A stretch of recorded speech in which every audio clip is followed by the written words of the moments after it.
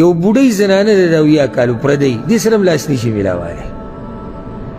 پاتې له دا چې دا مې د ترور لور ده او دا د کاکا لور ده او دا چاچي ده او دا دې مسلې ته راځو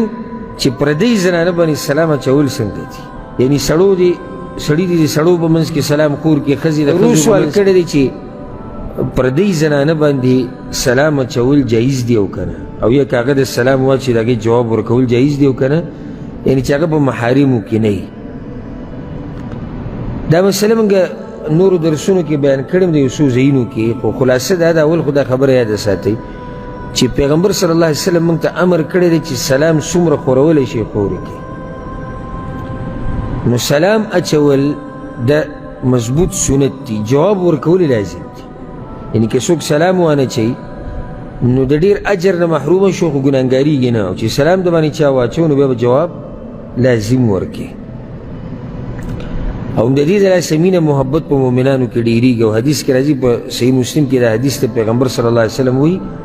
وی لا تدخلون الجنة حتى تؤمنوا تاسو جنت ته د هغه وخته پورې نشئ ننوتی چې څو پورې تاسو نه مؤمنان نه جوړ شي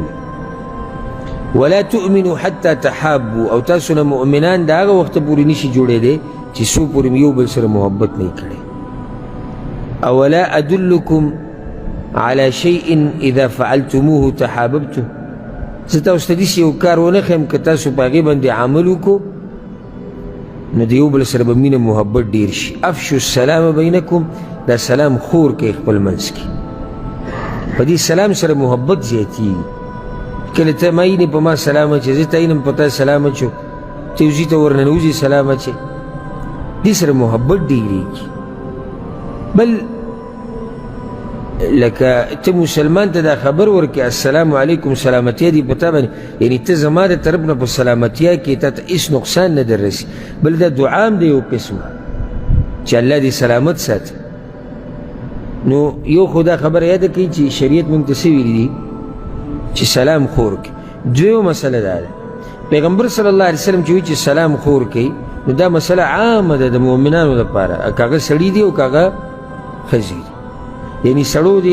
سړی دي د سړو په منځ کې سلام خور کې ښځې د ښځو په منځ کې او دغه شان سړی به سلام اچوي په هغه زنانو باندې چې کمې د ده دپاره پردی نه دي یعنی محارمو کې راځي اوس دې مسلې ته راځو چې پردی زنانه باندې سلام اچول څنګه دي که چېرته دا زنانه بوډۍ یې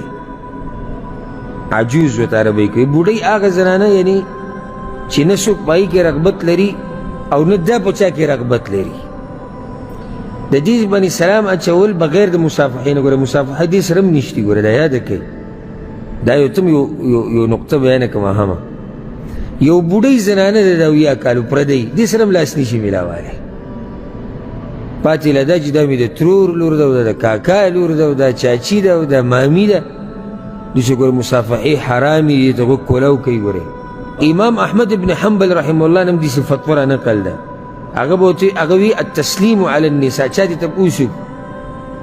امام صاحب وی د زنانو باندې سلام اذا كانت عجوزا فلا باس به که مشره زنانې بوډۍ به څه خبره نه معنی ده چې کله مشره نه نو بیا سلام پې ما چوي الا دا که د فتنې نه نه یېرېږي او بیا څه خبره نه ده سلام اچولی شي ها اوس که چېرته